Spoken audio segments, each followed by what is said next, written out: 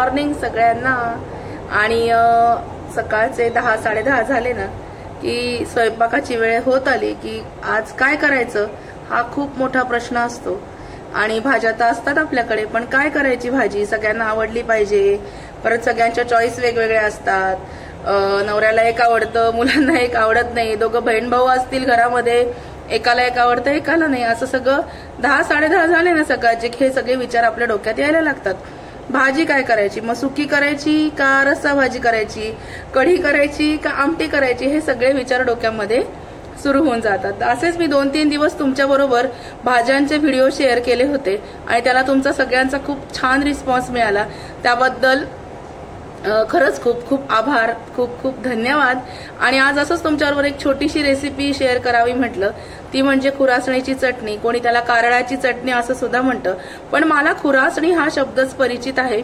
अगदी सोपी आहे, म्हणजे भाजी जर नसेल, आता संध्याकाळी भाजी वगैरे नसेल तर आपण पटकन सकाळी नाश्त्याला म्हणा, संध्याकाळी पटकन चटणी पोळी घेऊ शकतो। थंडीच्या दिवसामध्ये खुरासणी अगदी इझिली अवेलेबल असते। आणि आमच्या इथे तर बाजारामध्ये जर गेलं तर सगळे असे कोकणी कोणी आदिवासी लोक खुरासणी घेऊन बसलेले असतात, त्यांच्याकडे अशा छोट्या छोट्या पिशव्या असतात आणि एवढी एवढी मापं असतात त्यांची, तर ते घेऊन बसलेले असतात। आता कालच मी खुरासणी आणलेली आहे आणि म्हटलं आपण आता करणारच आहोत चटणी, तर तुमच्याबरोबर पण शेअर करूया।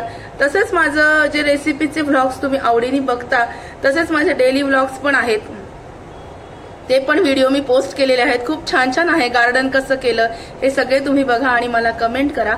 तसंच आता चला आपण आज बघूया एकदम छोटीशी रेसिपी आणि एकदम सोप्या पद्धतीने खुरासणीची चटणी कशी करायची ते। चला आता खुरासणीची चटणी कशी करायची ते बघू। ह्या थाळीमध्ये खुरासणी आहे, मी पुडीमधून सोडली, ती खुरासणी आणली होती ना बाजारातून, ती पुडी सोडली आणि छान मग चाळून घेतली, कारण ह्याच रंगाचे बारीक खडे किंवा थोडंफार कचरं याच्यामध्ये असतं, ते छान चाळून घ्यायचं आणि अशी छान मी मोकळी करून ठेवली। नंतर लागणारे आपल्याला तिखट तुमच्या आवडीनुसार, मी साधारणतः 2 मोठे चमचे तिखट घेतलेले। लसूण मात्र थोडासा लागतो, जवळजवळ अर्धी वाटीला थोडासा कमी हा लसूण मी घेतलाय। 10 ते 12 कढीपत्त्याची पानं आणि फक्त 2 चमचे तीळ घेतलेत मी, 2 चमचे तीळ आणि मीठ आवडीनुसार। आता ही जी खुरासणी आहे ही छान मस्तपैकी खमंग भाजून घ्यायची, खूप जास्त भाजायची नाही, त्याचा एक छान असा खमंग वास यायला लागतो, दाखवते मी तुम्हाला। आता ही खुरासणी जी आहे ना ही भाजून घेऊया। चला, मी कढई गॅसवर ठेवलेली आहे। आता ही जी खुरासणी आहे ही आपण याच्यामध्ये भाजून घेऊया।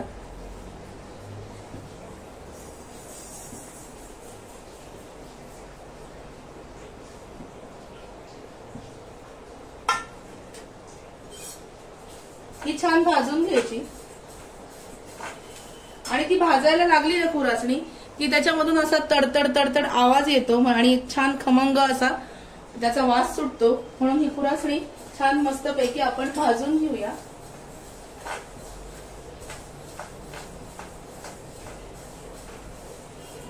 असा तडतड आवाज येतो, तीळ भाजल्यावर जसा आवाज येतो ना तसा आवाज येतो। ही छान भाजून घेते मी आता। खुरासणी आपली मस्त भाजून झालेली आहे, दाखवते।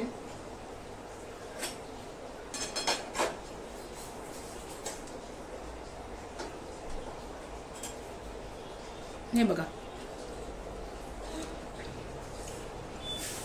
मी थाळीत ओतून घेते।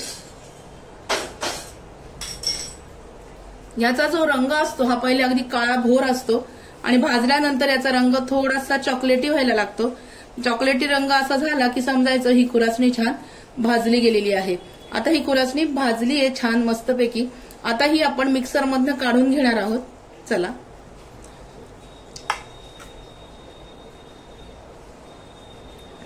जो काळा रंग असतो ना खुरासणीचा तो छान मस्तपैकी नंतरून असा एक मस्त चमकदार असा चॉकलेटी रंग व्हायला लागतो, म्हणजे ही छान भाजली गेली असं समजायचं। आता कढीपत्त्याची पानं सुद्धा आपल्याला भाजून घ्यायची आहेत।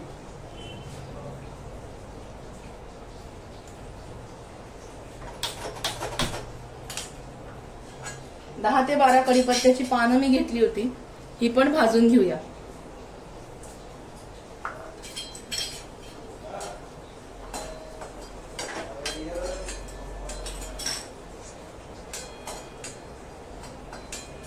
छान कढीपत्त्याची पानं सुद्धा, कढीपत्त्याची पानं ऑप्शनल आहेत पण याचा एक स्वाद छान लागतो म्हणून मी घालते, तर ती पण छान भाजून घ्यायची. तीळ आणि कढीपत्ता एकत्र भाजलं तरी सुद्धा चालतं. आता हे कढीपत्ता भाजत आल्यानंतर याची पानं थोडीशी कडक होतात भाजल्यावर. नंतर मग हे जे चमचाभर तीळ आहेत हे तीळ टाकूया.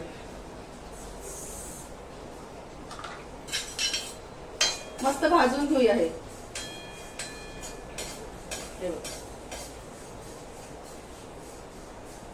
एकदम सोपी रेसिपी आहे आणि चविष्ट आहे मेन म्हणजे.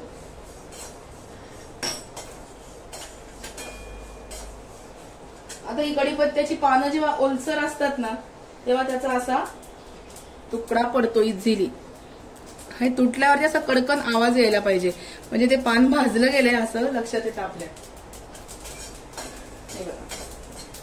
हे मस्त भाजून घेतलं की मग ते आपण सगळं दळायचंय मिक्सरवर आणि खूप छान होते ही चटणी.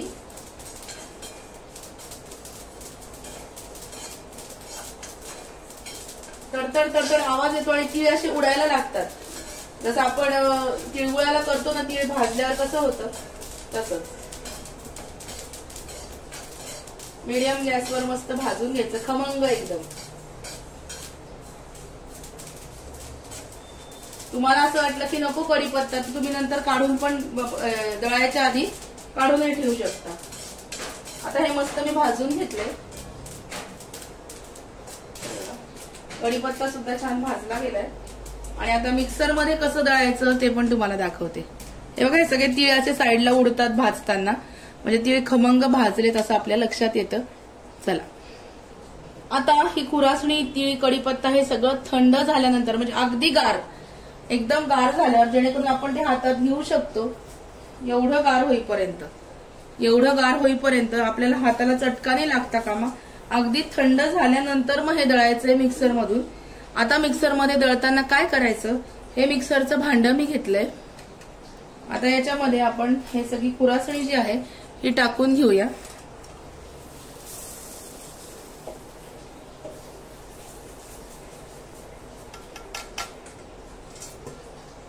नंतर याच्यामध्ये तिखट, हे बघा ही खुरासणी मी याच्यामध्ये टाकली. याच्यामध्ये तिखट घालायचं.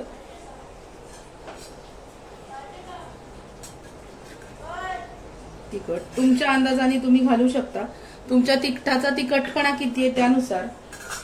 नंतर लसूण मस्ट आहे याला. लसूण वगैरे भाजायचा नाही, लसूण घालायचं आणि अंदाजाने मीठ घालणार आहोत आपण. अंदाजाने मीठ घालूया. हे बघा मीठ घातलं मी आणि आता हे मस्त पैकी छान मिक्सर वरती दळून घेऊया. सगळं घातलंय त्याच्यात. तीळ, खुरासडी, कढीपत्त्याची पानं, लसूण, तिखट आणि मीठ एवढंच घालायचं. जिरे वगैरे मी घालत नाही. आता हे मस्तपैकी मिक्सरला दळून घेऊ. दळून घ्यायच्या आधी हे छान याच्यामध्ये आधी आपणच हाताने एकत्र करून घ्यायचं आणि हे छान पैकी दळून घेऊ. चला आणि मग मी दाखवते तुम्हाला चटणी कशी होते ते. एकदम सोपी रेसिपी आणि चविष्ट रेसिपी आहे. मिक्सरला मी लावलंय. आता मिक्सरला हे दळून घेऊया. चला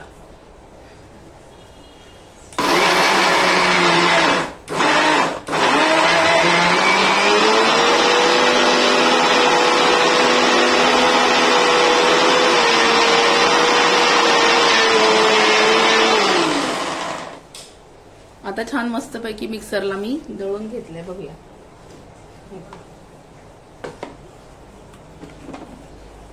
हे बघा दिसते. आपल्याला वाटलं थोडंसं बारीक करायचं तर आपण अजून एकदा फिरवून घेऊ शकतो. आपण मला वाटतंय असं आपण एकदा अजून फिरवावं म्हणून एकदा मी फिरवते. थांब रे लागेल का. एकदम चालू नको करून. कर सर. हा कर.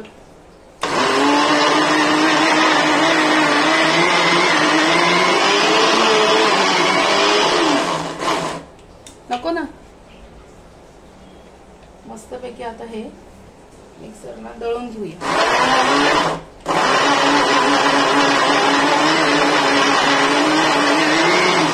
आता आपली चटणी झाली असणार नक्की.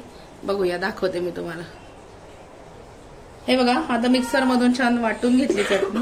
वा वा वा. हे बघा काय सुंदर कलर आलाय आता ही सगळी चटणी किती छान झाली आहे आणि याचा वा हे पण इतका छान येतो ना स्मेल. याच्यामध्ये काढून घेऊया आपण बाउलमध्ये. एकदा डब्यात करून ठेवली ना हे भाजलेलं असतं त्याच्यामुळे खराब व्हायचा काही प्रश्न येत नाही आणि थंडीच्या दिवसामध्ये शक्यतो खराब होत नाही. खोबऱ्याची चटणी पण खौट होत नाही. पक्की भाजलेली जर असेल ना तर अजिबात काहीच प्रॉब्लेम येत नाही.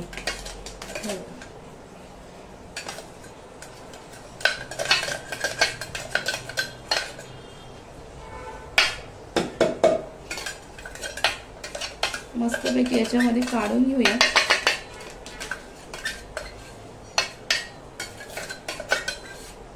सगळी मी काढून घेतली या बाउलमध्ये. मस्त चटणी झाली आपली.